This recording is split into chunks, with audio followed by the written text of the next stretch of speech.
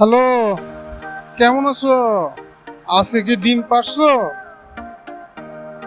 এরা দুজন হচ্ছে আমার এখানে ডিম পারে,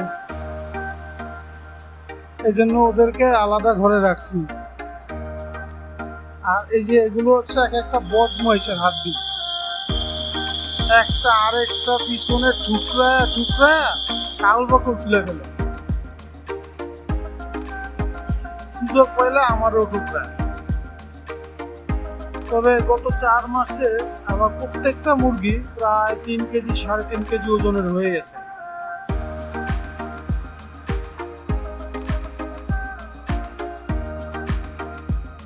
আর এই সাদাটা, এটা হচ্ছে সবার লিডার, বস। ও যা বলবে তাই।